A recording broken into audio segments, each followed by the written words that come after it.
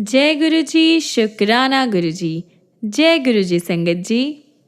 आइए संगत जी, आज हम जानेंगे कि कैसे गुरु जी महाराज फैमिली के एक मेंबर के आते ही पूरी फैमिली को ब्लेस करते हैं, अपना आशीर्वाद देते हैं। आगे बढ़ने से पहले आप अपने चैनल गुरुजी सत्संग वर्ल्ड को सब्सक्राइब कर लीजिए ताकि आपको गुरुजी महाराज के ऐसे चमत्कार, ऐसे प्यारे प्यारे सत्संग रोज रोज सुनने को मिले। और साथ ही इन सत्संग को अपने दोस्तों के साथ, अपने गुरु परिवार के साथ शेयर कीजिए ताकि वो भी हमारे गुरुजी महाराज की ब्लेसिंग्स को पा सके और उनको जान सके। जय गुरु जी। और हाँ संगत जी, आप में से कोई भी संगत अपना सत्संग हमारे साथ शेयर करना चाहते हो, गुरु जी का शुक्राना अदा करना चाहते हो, या फिर अपने दोस्तों के साथ, अपने गुरु परिवार के साथ अपने सत्संग को बांटना चाहते हो, तो नीचे दिए गए ईमेल आईडी या फिर व्हाट्सएप नंबर पर आप हमें मैसेज कर सकते हैं। आपके सत्संग भी बहुत जल्द ही शेयर किए जाएंगे। जय गुरु जी, शुक्राना गुरु जी। आज का पहला सत्संग हम सुनेंगे ममता अग्रवाल आंटी का। मैं गुरु जी की सच्ची भक्त हूँ। मेरी एक बुटीक यानी कपड़ों का स्टूडियो है जो मैं अपने प्रबंधक शिवलाल के साथ पिछले 10 साल से चला रही हूँ। एक दिन शिवलाल बहुत उदास नजर आया। पता चला कि उसकी बेटी तुलसी वेस्ट बंगाल में गांव में अपने घर में तेज बुखार से परेशान है। शिवलाल चिंतित था। मैंने उसे बताया कि ये केवल बुखार ही है और वह चिंता न करे। अगले दिन शिवलाल अपने घर जाना चाहता था। उसकी बेटी को हॉस्पिटल में एडमिट करा दिया। गांव वालों को भरोसा था कि उसकी बेटी काले जादू की शिकार है। मैंने उस दिन शिवलाल को बड़े मंदिर लंगर के लिए भेजा और उससे कहा कि वह तुलसी के लिए गुरुजी से प्रार्थना करे। क्योंकि वह मंदिर में था इसलिए उसका मोबाइल बंद था। इसी बीच शिवलाल की पत्नी जो उसको कांटेक्ट करना चाहती थी, उसका मोबाइल न मिलने के कारण उसने मुझे संपर्क किया। उसने बताया कि उनकी बेटी की हालत बहुत खराब थी और वह शिवलाल से तत्काल में ही बात करना चाहती है। मैंने शिवलाल की पत्नी से कहा कि वो मेरी बात गांव के हॉस्पिटल के डॉक्टर से करवा दे। डॉक्टर्स ने बताया कि उनकी बेटी को मेनिंजाइटिस है और उसके गांव में जीवित रहने की संभावना बहुत कम है। तुलसी को शायद किसी बड़े हॉस्पिटल में ले जाया जाए तो ही वो ठीक हो सकती है। मुझे समझ नहीं आ रहा था कि मैं क्या करूं। ये सोचकर कि जो हो रहा है वो गुरुजी कर रहे हैं, मैंने अपने एक अंकल जो डॉक्टर है पटना में उनको फ़ोन किया।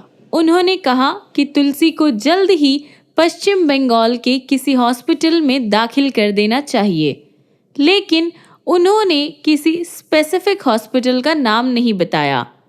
मेरे अंकल ने मुझे गूगल पर किसी अच्छे हॉस्पिटल का नाम ढूंढने को बोला। मैंने गुरुजी का नाम लेकर एक हॉस्पिटल का नाम ढूंढा और सब कुछ तय कर दिया। मैंने गांव वाले हॉस्पिटल से संपर्क किया और उन्हें तुलसी को एम्बुलेंस में बड़े हॉस्पिटल ले जाने को कहा। गांव में डॉक्टर्स ने बताया कि छठ पूजा के कारण सड़कों पर बहुत भीड़ होगी और तुलसी को ले जाने में 5 घंटे लग सकते हैं, जबकि गाड़ी से वह 4 घंटे में पहुंच सकती है। जब शिवलाल मंदिर से वापस घर आया तो उस टाइम पहले ही तुलसी एम्बुलेंस में थी। मुझे डर भी लग रहा था क्योंकि मैंने शिवलाल से तुलसी को बड़े हॉस्पिटल में ले जाने की अनुमति नहीं ली थी।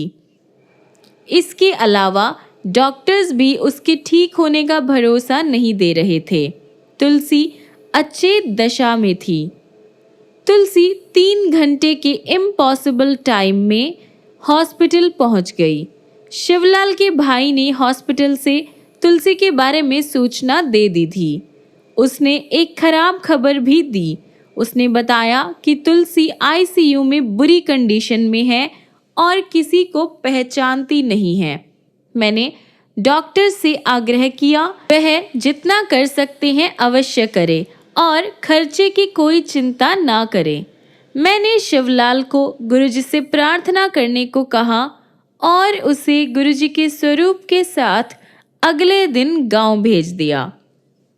अब मुझे पश्चिम बंगाल डॉक्टर्स के लिए पैसे भेजने थे, लेकिन मुझे कुछ समझ नहीं आ रहा था कि मैं कैसे करूं।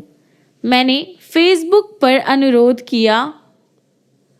मेरी एक सहेली दीक्षा ने बताया कि उसका देवर वहां पैसे पहुंचाने का काम कर देगा। जब शिवलाल हॉस्पिटल पहुंचा तो मैंने उसे गुरुजी का स्वरूप आईसीयू में तुलसी के तकिए के नीचे रखने को कहा, लेकिन डॉक्टर्स इस बात के लिए मना कर रहे थे और बाधक बन रहे थे। मैं अपनी सहेली के देवर से जो पैसे भेज रहे थे उनसे मैंने बात की और पूछा कि क्या वह पता कर सकते हैं कि डॉक्टर्स तुलसी का इलाज ठीक से कर रहे हैं, कहीं हमें मूर्ख तो नहीं बना रहे। मेरी सहेली के देवर ने बताया कि वह इस हॉस्पिटल में केवल एक ही अच्छे डॉक्टर को जानता है जो उसका दोस्त भी है। उसने डॉक्टर का नंबर भी मुझे दिया। डॉक्टर से बात करने के बाद पता चला कि वही डॉक्टर तुलसी का ट्रीटमेंट कर रहा है। हॉस्पिटल के वर्कर्स ने मुझे ठीक से नहीं बताया क्योंकि अब मेरे पास डॉक्टर का नंबर था। मैंने उसे गुरुजी का स्वरूप तुलसी के तकिए के नीचे रखवाने के लिए आग्रह किया और उसने इस बात की अनुमति दे दी। डॉक्टर्स ने मुझे बताया कि तुलसी वास्तव में बहुत ही ज़्यादा गंभीर सिचुएशन में है। हम सब गुरुजी से प्रार्थना करते रहे। अगले दिन तुलसी ने अपनी आंखें खोली और माता को पहचान लिया। उसके बाद दिन प्रतिदिन उसकी कंडीशन में सुधार होता गया और वह ठीक और प्रसन्न होती गई। तुलसी ने मुझे बताया कि गुरुजी तुलसी को ड्रीम में दर्शन देते हैं। गुरुजी का बहुत बहुत धन्यवाद कि मैं छोटी सी लड़की की जान बचा पाई और ये सत्संग आप सब के साथ बांट पाई। मेरे फादर डायबिटीज़ से परेशान हैं और उनकी एक किडनी पूरी तरह से काम नहीं करती है। वह सिंगापुर से अपना इलाज करवा रहे हैं। इस हालत में भी वह पिछले 25 साल से अपनी सैर की आदत रखे हुए हैं, लेकिन कुछ महीने पहले जब दिल्ली में स्वाइन फ्लू फैला हुआ था, मेरे पिता बीमार पड़ गए। वह काम पर तो जा रहे थे लेकिन सैर नहीं कर पा रहे थे। मैंने अपनी माता से पिता के सैर न करने की शिकायत की और कहा कि वह सुस्त से होते जा रहे हैं। उन्हें अपनी सेहत के लिए सैर करनी बहुत ज़रूरी है। फ्राइडे का दिन था। मैं सत्संग के लिए गई और मेरे पिता को लंगर प्रसाद खाना पड़ा। अगले दिन उन्होंने फिर लंगर खाया। जब मैं उनसे सोमवार को मिली तो मैंने उनको स्वाइन फ्लू की जांच करवाने के लिए कहा। डॉक्टर्स ने स्वाइन फ्लू होने की हामी भर दी। अब हम सब डर गए थे क्योंकि उनकी इस हालत में इस चीज़ का होना ठीक नहीं था। अगले दिन शिवरात्रि थी और उनको हॉस्पिटल में एडमिट करा दिया गया। शिवरात्रि के दिन मैं अपने घर के मंदिर में गुरुजी के स्वरूप को देख रही थी और रो रही थी क्योंकि मैं अपने पिता के लिए बहुत ज़्यादा डर गई थी। लेकिन गुरुजी हमारी बात बहुत जल्दी सुन लेते हैं। मैं अभी अपने मंदिर में ही बैठी थी जब गुरुजी की एक संगत नीरा ने मुझे फ़ोन किया और पूछा कि मैं बड़े मंदिर स्पेशल दर्शन के लिए जाना चाहूँगी। मुझे अपने कानों पर भरोसा नहीं हुआ। जब मैं दर्शन के लिए मंदिर पहुंची तो अभी लंगर शुरू नहीं हुआ था। मैंने अपने मन में गुरुजी को अपने पिता के लिए कुछ प्रसाद देने की प्रार्थना की। इतनी देर में एक भक्त वहां आए और उन्होंने मुझे बेर का प्रसाद दे दिया। मैं प्रसाद को लेकर घर गई और वह अपने पिता को भेज दिया। अगले ही दिन उनको हॉस्पिटल से छुट्टी मिल गई। गुरुजी के आशीर्वाद के कारण उन्हें स्वाइन फ्लू के जो नेगेटिव असर होते हैं उसका कष्ट नहीं सहना पड़ा। मेरी माता को, जो सदैव मेरे पिता के साथ रही, उनको भी स्वाइन फ्लू का कोई प्रभाव नहीं हुआ। ऐसी है गुरुजी की शरण। गुरुजी सदैव हमें अपने चरण कमलों में रखे। इस साल मैंने गुरुजी का जन्मदिन बड़े ही उत्साह के साथ मनाया। अगले दिन जब मैं अपने लड़के को डॉक्टर के पास ले जा रही थी तो रास्ते में मैं ड्राइवर के साथ गाड़ी में गुरुजी का सत्संग करती गई। ज्यों ही मैं गाड़ी से उतरी, मैंने गुरुजी का लॉकेट ड्राइवर को दे दिया। ये लॉकेट मुझे छोटे मंदिर से मिला था। जब मैं उतरकर अपने घर में जमीन से तहखाने की तरफ जा रही थी तो सीढ़ियों में मेरा पैर फिसल गया और मैं तहखाने तक लुढ़कती चली गई। मेरा फेस 3 बार सीढ़ियों में लगा। उस टाइम मेरे पास एक शीशे की बोतल थी जो गिरने से टूट गई और शीशे के टुकड़े सीढ़ियों में बिखर गए। एक बार तो मुझे ऐसा लगा कि मैं गई, लेकिन सीढ़ियों के नीचे लुढ़कने के बाद मैं उठकर खड़ी हो गई और मैंने अपने आप को बिल्कुल ठीक ठाक पाया। केवल मेरी जो कुर्ती थी उस पे खून के धब्बे थे। मैंने अपने आप को अच्छी तरह से देखा कि कहीं मेरी कोई हड्डी तो नहीं टूटी, लेकिन सब ठीक था। केवल मेरे हाथों और पैरों पर कुछ चीरे थे। गुरुजी की कृपा ने मुझे बचा लिया था। मुझे जल्दी समझ आ गया कि गुरुजी ने मेरे प्रमुख नकारात्मक कर्मों को ले लिया है। मैं ये सोचकर आज तक आश्चर्यचकित हूँ कि मैं बगैर किसी बड़ी चोट के कैसे रही। जय गुरुजी। एक सोमवार मेरे पति अनुज जब घर वापस आए तो उन्हें 104 डिग्री बुखार था। उस टाइम सारे शहर में डेंगू फैला हुआ था और मुझे डाउट हुआ कि शायद उन्हें भी डेंगू हुआ हो। जब हमने जांच कराई तो रिपोर्ट आने में 4 दिन लगते हैं, लेकिन मैंने इंतज़ार नहीं किया। अगली सुबह मैंने अनुज को जल प्रसाद देना शुरू कर दिया और साथ ही आयुर्वेदिक और होम्योपैथिक दवाइयाँ भी शुरू कर दी। रिपोर्ट में डेंगू की पुष्टि हुई, लेकिन मुझे एहसास हुआ कि गुरुजी हर कदम पर हमारा मार्गदर्शन कर रहे थे। नहीं तो मुझे कैसे यकीन हुआ कि अनुज को डेंगू था और मैंने उनका इलाज शुरू कर दिया। जैसा कि इस बीमारी में होता है, बुखार उतर गया और फिर उनकी प्लेटलेट की जो गिनती थी वो कम हो गई और वो और ज़्यादा बीमार महसूस करने लगे। मैं बड़े मंदिर गई और अनुज के लिए रोटी और हलवा प्रसाद लेकर आई, लेकिन उन्होंने वो नहीं खाया। अगले दिन उनके प्लेटलेट बहुत ज़्यादा गिर गए और डॉक्टर्स ने उनको हॉस्पिटल में एडमिट करने के लिए कहा। मेरे पति इसके लिए रेडी नहीं थे और मुझे समझ नहीं आ रहा था कि मैं क्या करूं।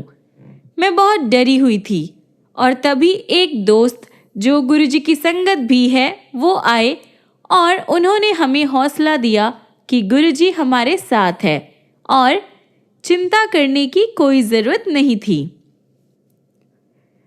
हमने मेरे पति को हॉस्पिटल में जो एडमिट करवाना था वो टाल दिया और डॉक्टर ने अनुज को अगली सुबह एडमिट करने के लिए बुलाया। मैं सारी रात अनुज को जल प्रसाद और होम्योपैथी की दवाई देती रही। हालांकि वो करीब करीब बेहोश थे, मैं उन्हें सत्संग पढ़कर सुनाती रही। अगली सुबह जब प्लेटलेट की जांच हुई तो उनकी गिनती 2 गुनी हो गई थी। गुरुजी की कृपा से उनकी तबीयत बेहतर होने लगी, लेकिन डेंगू के कारण वो बहुत कमज़ोर हो गए थे। हम 15 दिन बाद आश्रम गए और अनुज को अभी भी इतनी कमज़ोरी थी कि वह चल भी मुश्किल से पा रहे थे। मंदिर में लंगर करने के बाद वापस जाते टाइम वह बोले कि अब वह इतना अच्छा महसूस कर रहे थे कि लंबी दौड़ में भी भाग ले सकते हैं। घर में हम रोज गुरुजी की पूजा करते हैं। मेरे बच्चे गुरुजी का ग्रंथ लाइट ऑफ डिविनिटी पढ़ते हैं और मेरा बेटा कृष्णा गुरुजी के स्वरूप के आगे दिया जलाता है। एक दिन कृष्णा का गला खराब था और उसे बुखार भी था। मैंने हम दोनों के लिए चाय बनाई और गुरुजी के ग्रंथ के सत्संग पढ़ने के लिए बैठ गए। कृष्णा ने जब दिया जलाया तो उससे गलती से चाय को धक्का लग गया और उसकी बाजू पर गर्म चाय गिर गई। मैं चीख पड़ी और फौरन उसे बाथरूम में ले गई और उसकी बाजू पर ठंडा पानी डाला। उसकी पूरी बाजू लाल हो गई थी। मैं बहुत घबराई हुई थी। बचपन में जब मैं एक बार जल गई थी तो मुझे 1 महीना बेड में रहना पड़ा था। लेकिन मैं ये देखकर हैरान थी कि कृष्णा ठीक था और अपने आप को आईने में निहार रहा था। जब मैंने उससे पूछा कि क्या उसकी बाजू जल रही थी तो वह बोला कि उसे बिल्कुल भी दर्द नहीं हो रहा। मुझे उसकी बात पर विश्वास नहीं हो रहा था, यहाँ तक कि मेरी बेटी एकदम बोल पड़ी कि शुक्र है कि चाय ठंडी थी, लेकिन मैं जानती थी कि चाय बहुत गर्म थी।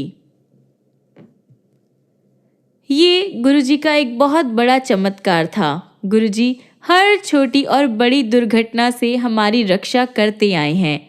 गुरुजी महान हैं और कुछ भी कर सकते हैं। मैं आपसे बहुत प्रेम करती हूँ गुरुजी। गुरुजी हर जगह है। हाल ही में एक बार फिर हमें उनके सर्वव्यापी आशीर्वाद का एहसास हुआ।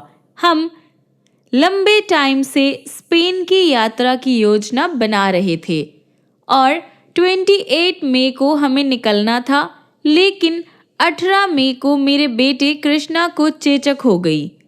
शुक्र है कि हमने अपनी यात्रा पहले ही 2 हफ्ते डिले कर दी थी। अब हम 5 जून को जाने वाले थे।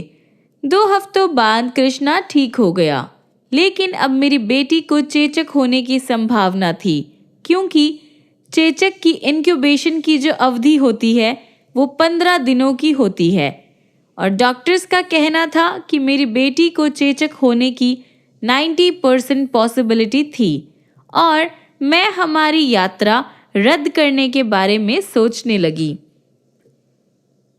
गुरुजी की एक संगत और मेरी सहेली शिवानी ने मुझे मेरी बेटी को बड़े मंदिर ले जाने का सुझाव दिया ताकि उसे शबद, लंगर, जल और चाय प्रसाद के माध्यम से गुरुजी का आशीर्वाद प्राप्त हो।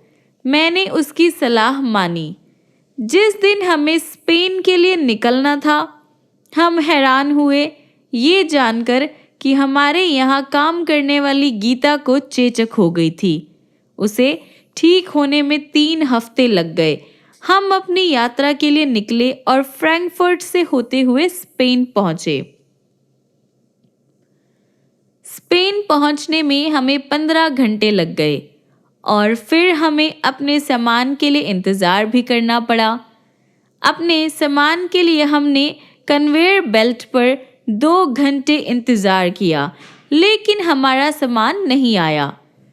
या तो हमारा सामान गुम हो गया था या फिर फ्रैंकफर्ट एयरपोर्ट पर ही छूट गया था।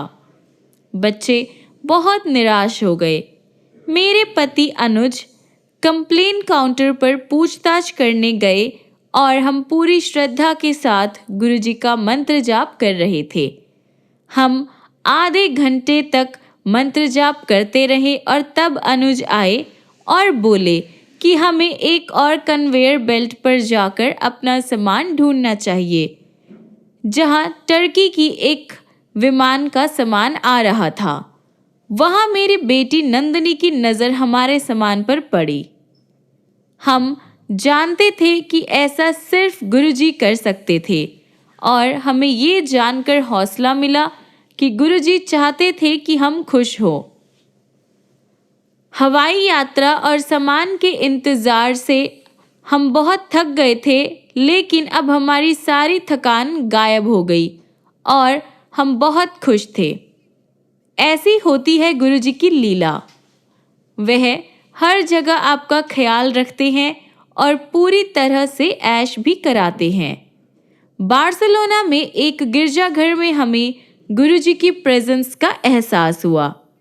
हमने वहाँ मोमबत्ती जलाई, लेकिन हमें ये नहीं पता था कि कैसे प्रार्थना करें।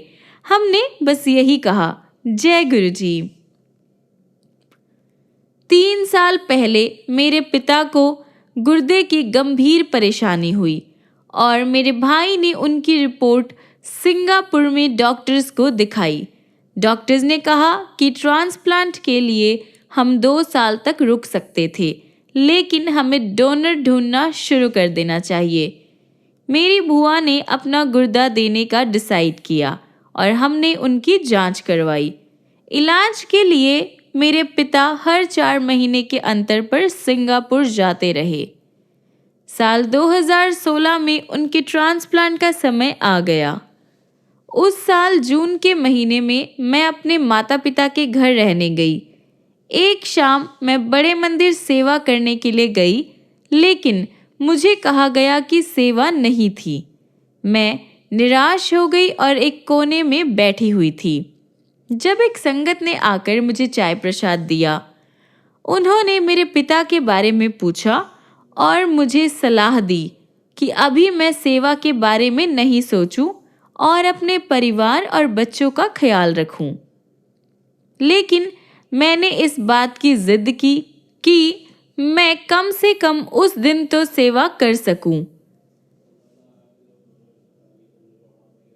वह अंकल मुझे किचन में लेकर गए और उन्होंने मुझे रोटी प्रसाद सेवा दी, जो मैंने पूरी निष्ठा के साथ की। उसके बाद मैंने रसोई भंडार में भी सेवा की, लेकिन मुझे उसमें मज़ा नहीं आया। मंदिर से बाहर निकलकर मैंने अपने पति को कहा कि मंदिर में सेवा करने की मेरी इच्छा अब खत्म हो गई थी। मैं बहुत रोई और साथ ही मुझे एहसास हुआ कि उन संगत ने ठीक ही कहा था। अगली सुबह गुरुजी के संकेत देने पर मैंने अपनी डोनर जांच करवाई।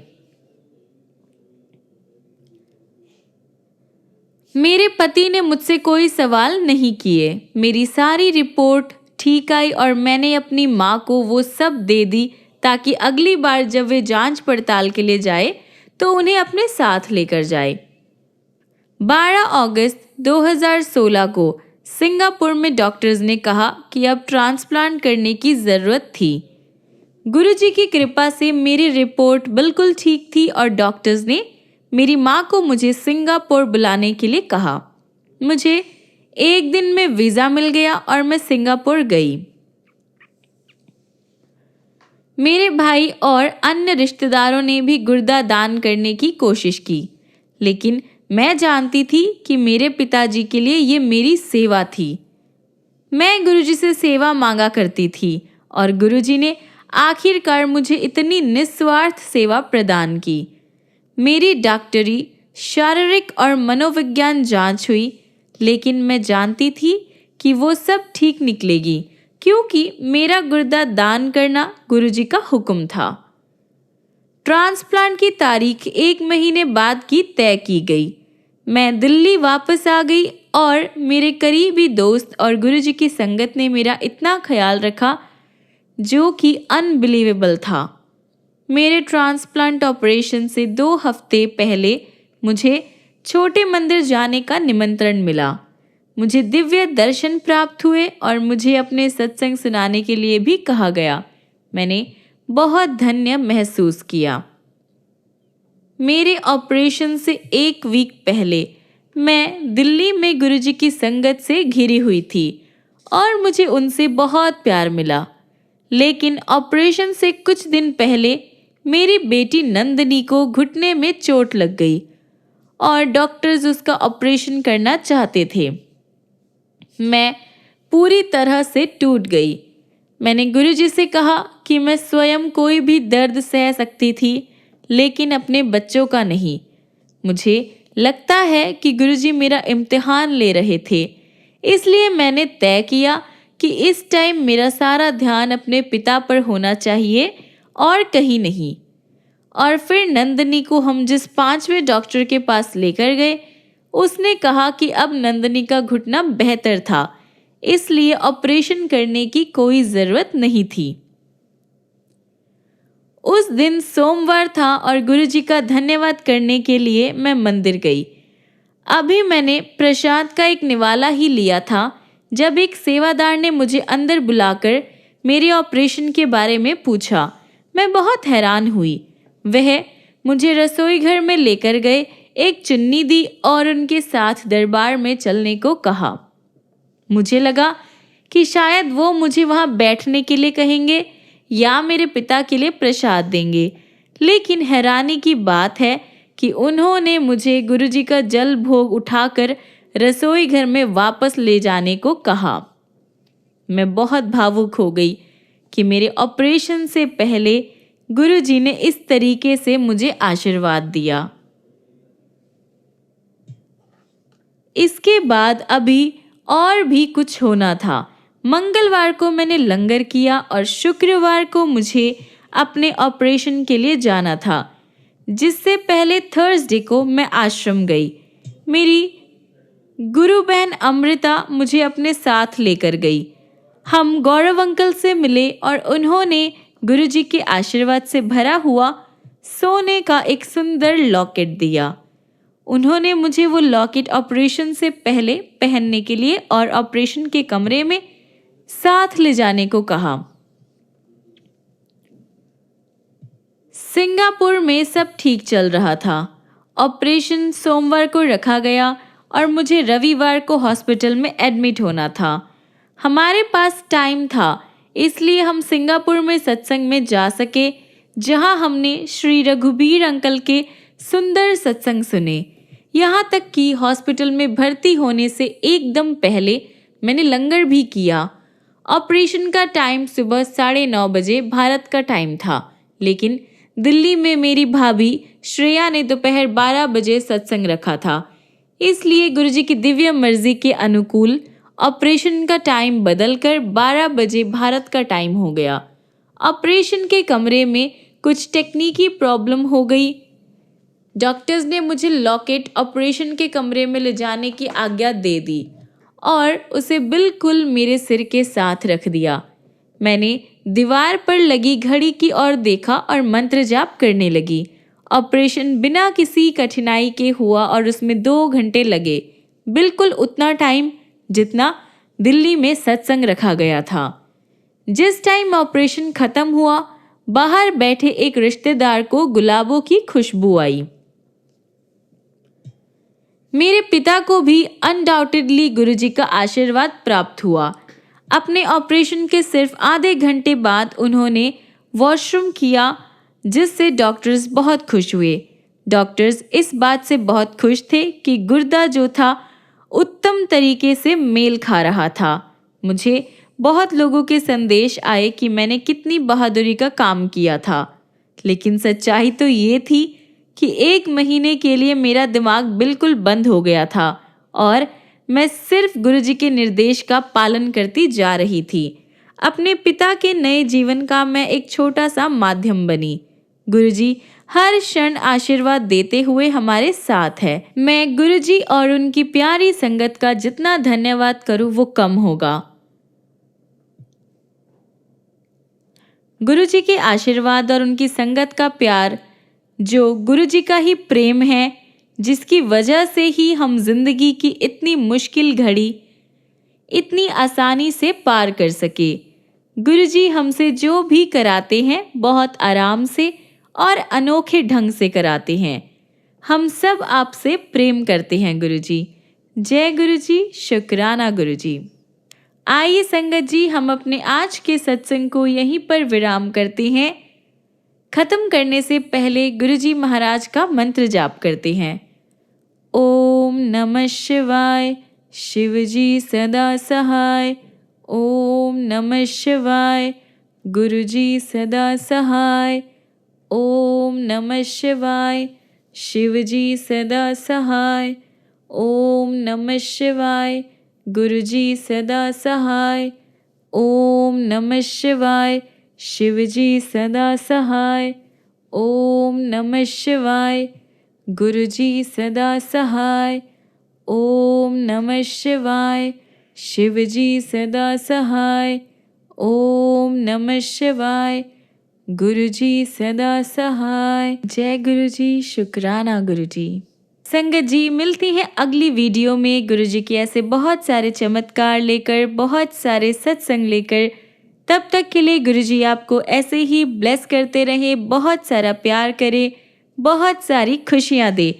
और आप भी एक बात याद रखिएगा, गुरुजी को दिल से याद कीजिए, दिल से प्यार कीजिए।